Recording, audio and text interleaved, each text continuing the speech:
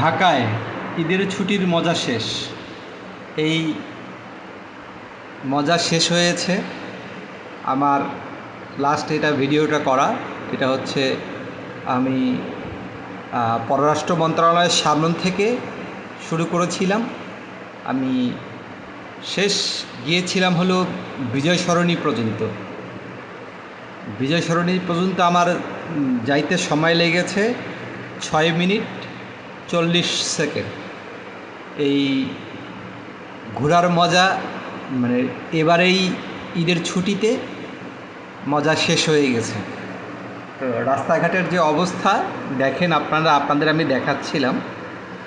এই মানে কোথাও কোথাও হালকা একটু ব্রেকে পড়তে হয়েছে। তাছাড়া আমি মানে এত শর্ট সময়ে মানে কখনো কল্পনাও করবেন না এই বিজয় সরণি থেকে পররাষ্ট্র মন্ত্রণালয়ে আসতে আপনাদের সময় লাগতে পারে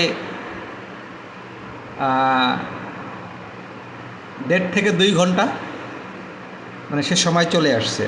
আর আমি সেখানে গিয়েছিলাম 6 মিনিট 40 সেকেন্ডে আমি বিজয় সরণি মোড়ে চলে গিয়েছিলাম। আর সেটিতে এখন সময় লাগবে হয়তো বা আরেকটু বেশি। তো এই হইল ঢাকার মজা।